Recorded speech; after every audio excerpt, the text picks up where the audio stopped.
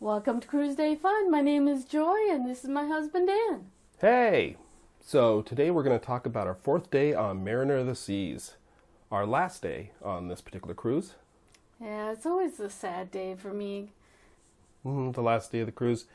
Yeah, unfortunately it's unavoidable. But on this day we decided to head towards the front of the ship, and it was a sea day, so the very front of the ship is very windy on a sea day, especially on this particular day. It was very windy. Yeah, so we headed here on the 11th deck to an area our buddy Chris from Florida told us about that is just above the bridge, and it's kind of a secret deck that if you go through the solarium, there's a door over on the port side that'll take you into this secret deck. And up on the secret deck, there is an area where you can, I think he called it a peekaboo spot, where you can take a look into the bridge and you can watch them operating the ship. And that's this area right up here. I didn't film in through their little windows where you can actually see them doing their work, because I know on other ships we've been on that was forbidden, and I wasn't quite sure what the rule was here. They had no big wheel either. Nope, no big wheel.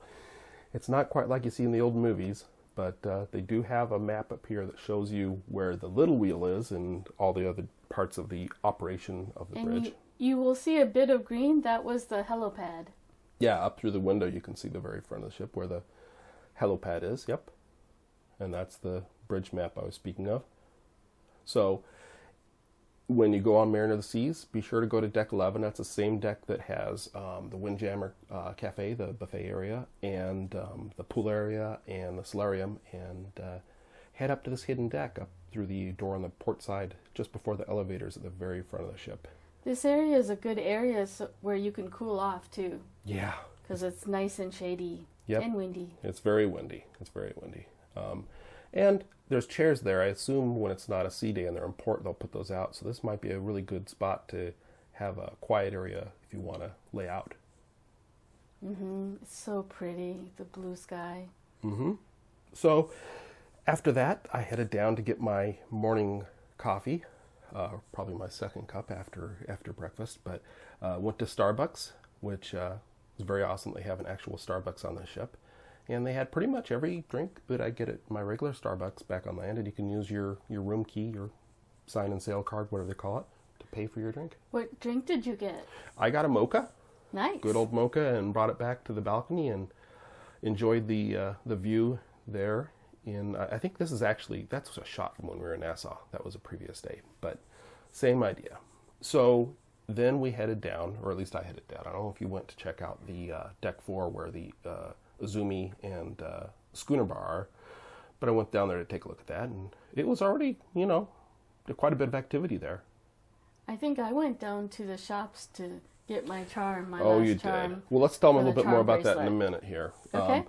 So here we went to, you joined me, we met up, yeah, and I think you're probably right, you were probably shopping. We met in front of Cafe Promenade, found a table out in front of the Playmakers Bar, the sports bar there that we liked, and you played some cards. Play solitaire.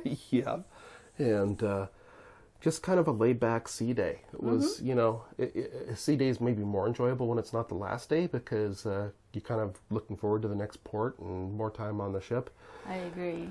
In this case, we were thinking about how we have to get off the ship the next day and head home, and how we had to pack that evening, and still plenty of time to enjoy things. And we finally got to go to the bar/restaurant we wanted to go to. Bamboo bar. The Bamboo Room, yes.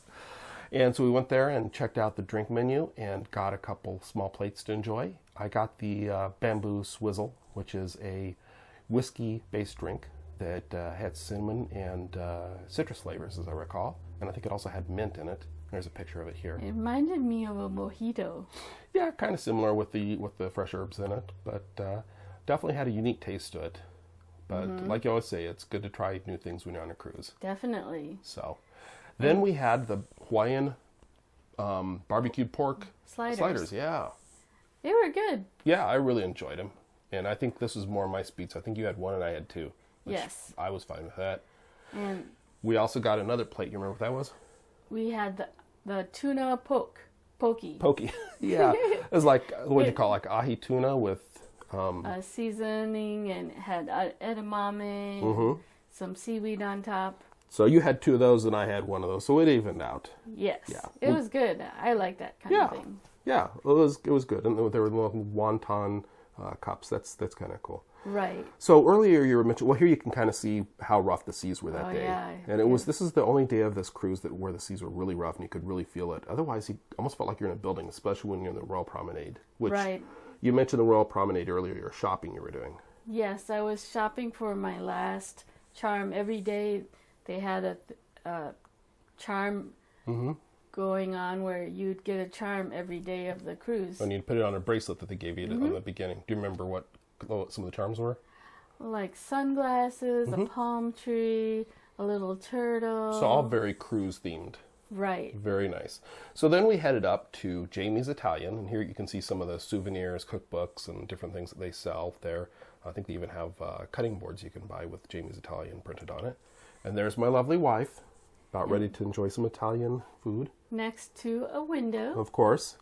We always get our reservations when they first open on these specialty restaurants, and that seems to succeed in getting us a window table every time, so we like that. So here's the menu if you haven't seen it already from our previous night where we dined at Jamie's Italian. Pause it here so you can take a closer look. A lot of options.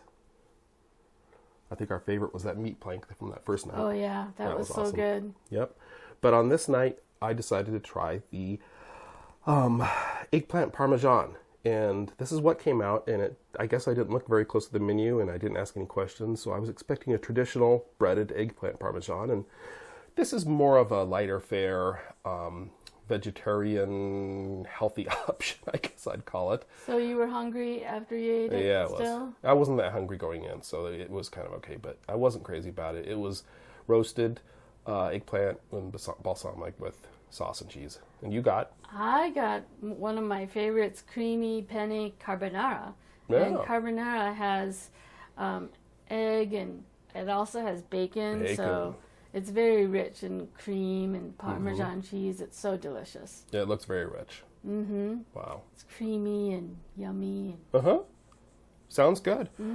So, I probably would try that next time instead of the eggplant parmesan. But hey, live and learn.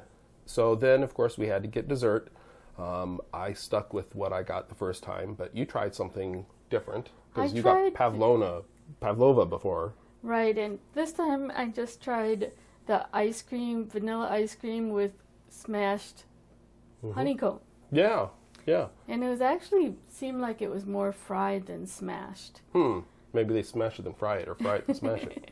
Maybe, but it was crispy. good. Yeah. Yep. Well, good. So it sounds like, and you like the pavlova too, right? Yeah, so it was. both... I really liked the pavlova. That was good. Yep. Good. So they have good desserts, and I got the tiramisu again, even though their tiramisu is definitely not traditional and not terribly consistent. This was a little different take than the first night I had it. A little more cream on this one. The other one had a lot more of the ladyfingers, but a very big portion. No smear of the caramel sauce. No, that was at Chop's Grill. They like the caramel sauce over there. Okay. So at this point, it was time for us to pack our bags. And what we like to do on the last night, when it's time to do that, is give each other a chance to use the cabin all to the self, so we're not both trying to run to the drawers and the closet at the same time. So I headed down to Bolero's and listened to some live music, and you can see people dancing there. Had a nice drink. And I was packing. Yeah. And then when it was my turn to pack, do you remember what you did? I went downstairs to, I think, Playmakers and started playing cards. You played cards again. Yeah, you got a lot of mileage out of that deck of cards you got. I think you got that on our Disney cruise. Yeah, our last cruise. Yep. So, good idea to take cards with you, but you can ask, like you've said on a previous video, it doesn't hurt to ask. Sometimes you get a free deck and on that's the ship. the one thing I forgot to do. Oh, you didn't do that? No, I was going to ask them and I totally forgot. Okay. Well, hey, you can't do it all. There's so much to do on all these cruises. This is our first Royal Caribbean cruise, and we'll do a full review and tips video on this cruise. But overall, we had a lot of fun checking out a new cruise line and a new cruise ship. Anytime you're away from work and out on a cruise, it's a good time, even if the seas are a little rough. Yes, I totally agree. Yeah. And remember to give us a thumbs up and subscribe. Yeah, if you enjoyed it, give us a thumbs up. And if you haven't subscribed, definitely subscribe and hit that notification bell. We want to thank you for watching. Thanks for watching. Bye.